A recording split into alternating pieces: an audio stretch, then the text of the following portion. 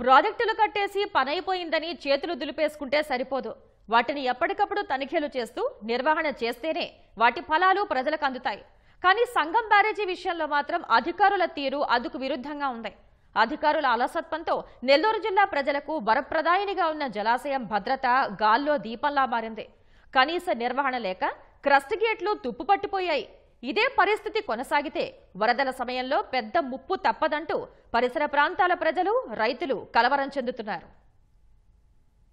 సోమశిల జలాలు నిల్వ చేయడంతో పాటు వరద నీటిని ఒడిసిపట్టడానికి నెల్లూరు జిల్లా పెన్నా నదిపై సంగం వద్ద 2014లో టీడీపీ హయాంలోనే అతిపెద్ద బ్యారేజీ నిర్మాణానికి శ్రీకారం చుట్టారు. పనులు చురుగ్గా చేసి దాదాపు పూర్తి చేశారు. అంతలోనే ఎన్నికలు రాగా ప్రభుత్వం మారిపోయింది. సంగం బ్యారేజీని తామే పూర్తి చేసేశామంటూ శిలాఫలకం వేసి వైసీపీ క్రెడిట్ కొట్టేసింది. అయితే గొప్పలు చెప్పుకోవడంలో వైసీపీ నేతలకు ఉన్న శ్రద్ధ బ్యారేజీ నిర్వహణ విషయంలో మాత్రం చూపలేదు. దీంతో జలాశయం మరమ్మతులకు నోచుకోలేదు.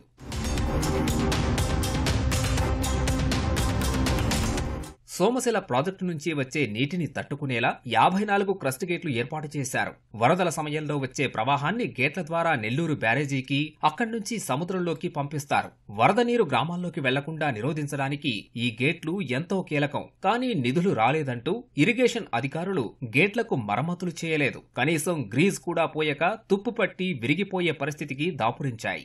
ఈ సంగం బ్యారేజీ విషయానికొస్తే ఇది రెడీ అయిన తర్వాత నుంచి దీనికి మరమ్మతులు అంటే గ్రీస్ పెట్టడం కానీ, పెయింట్లు, ఈ పరిశుభ్రత, ఈ పచ్చగడ్డి, పార్కులు, చెట్లు, నీళ్లు పట్టడం ఇవన్నీ పెద్దగా పట్టించుకోవట్లేదు.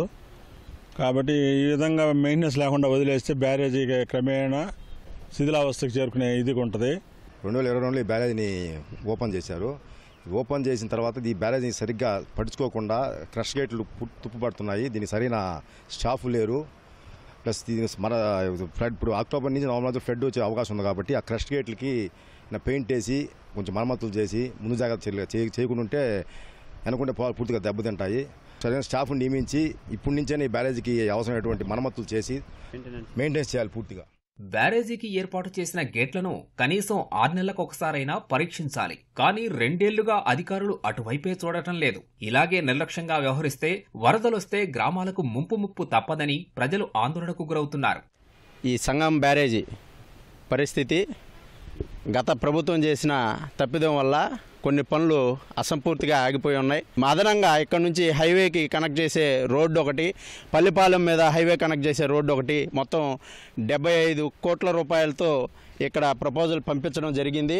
ఈ బ్యారేజ్ మెయింటెనెన్స్కి కానీ, ఈ అసంపూర్తిగా ఆగిపోయిన ఈ పనులకు కానీ నిధులు మంజూరు చేస్తారని చెప్పి రామనాయుడు గారి కృషి సాధ్యమవుతుందని చెప్పి చంద్రబాబు నాయుడు గారు వెంటనే ఈ నిధులు విడుదల చేసి అభివృద్ధి పనులు ప్రారంభం చేయాలని చెప్పి మేమందరం కోరుకుంటున్నాం. కూటమి ప్రభుత్వమైనా నిధులు మంజూరు చేసి బ్యారేజీ గేట్లను బాగు చేయాలని ప్రజలు కోరుతున్నారు. సంగం బ్యారేజీ నుంచి జాతీయ రహదారిని కలిపే రోడ్డును నిర్మించాలంటున్నారు.